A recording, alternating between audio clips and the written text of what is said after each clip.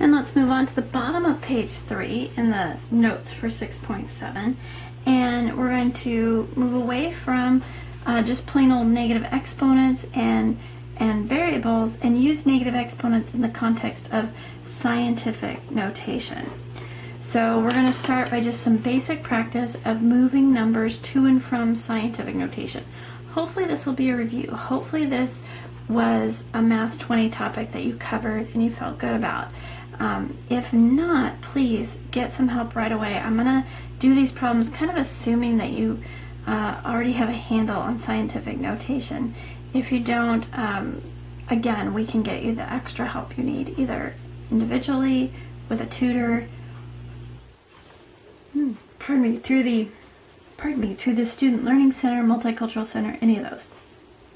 So write each number in decimal notation without the use of exponents, or write each number in scientific notation, depending on what you're doing here. This is already in scientific notation, so from here you're going from scientific notation back to the decimal number. From here you're going from the decimal number to scientific notation. So notice the two different types of problems here. Okay. When you're going from scientific to decimal, you pay attention to the exponent, because a positive exponent moves the decimal to the right. And a negative exponent moves the decimal to the left. So in this case, I've got 7.24 times 10 to the 4th. That is scientific notation, meaning it's a way to write really big and really small numbers, things that would have lots of place values, in a shortened, condensed form. They all have the same length here. A value in front of the decimal, 2 places beyond it, or 1 or 2 depending on the context, and then a power of 10 that's being multiplied. So in this case, we would move the decimal 4 places to the right. So you'd start with the number you have, 7.24, take that decimal, move it 1, 2, keep going, 3, 4, kind of like you're jumping spaces on a game board, and you could fill in those little empty spaces that you made with zeros. And then your final answer, now the decimal has moved over here, so it's no longer here. So you copy your answer, 72400. You can stop at the decimal, add commas as needed. This answer is 72,400. Over here, you're moving from decimal to scientific. And here's where you have to do a little bit more counting, okay? So we want to rewrite the number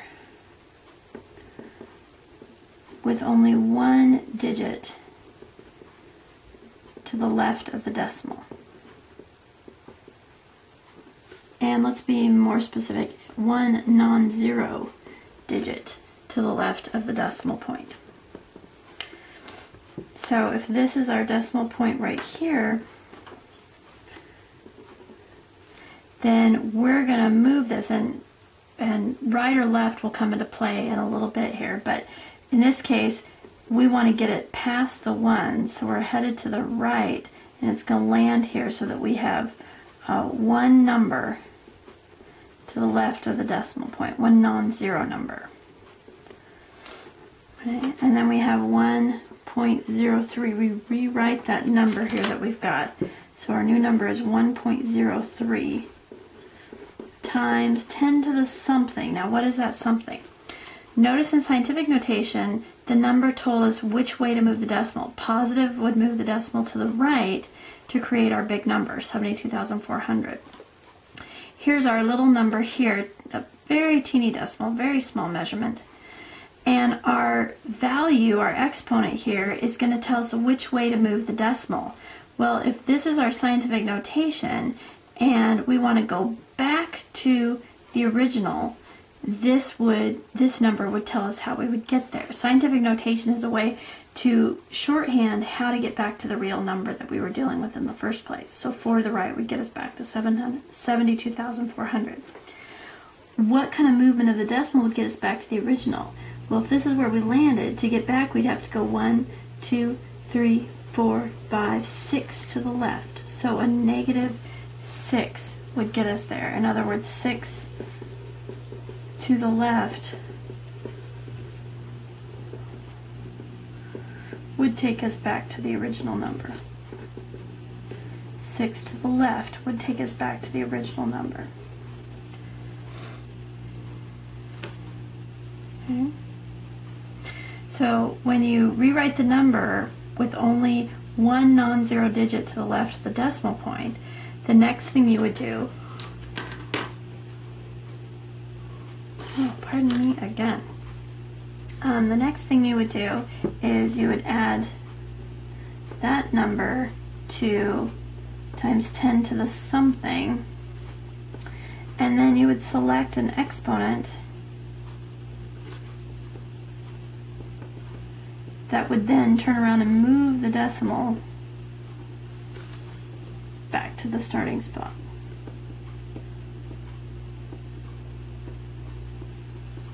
And again, same as before, if you were to put a positive exponent up there, it would move things to the right.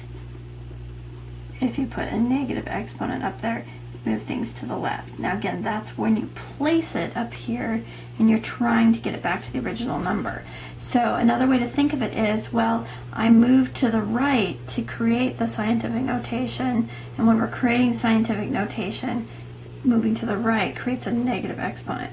For me, that's a little bit more confusing. I like to stick with just this one idea, and so I use more of a guess and test method. I think, now what do I need to get back to my original number? Knowing that an exponent moves to the right if it's positive and to the left if it's negative.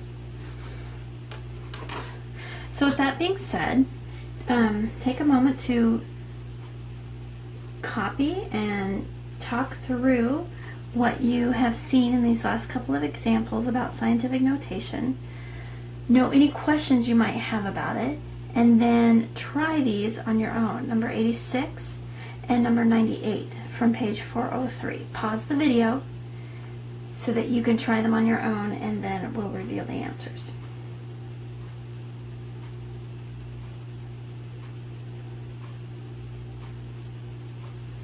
All right, let's see how you did here. On number 86, you should have gotten 0.86 as your decimal version of this scientific notation number, or this number in scientific notation. And then on number 98, when you converted the 9,832 to scientific notation, you would get 9.832 times 10 to the third. And the book might round it off if it had like 9.8 times 10 to the third, that would be okay too. So just watch for the context to see what you would be expected to do there.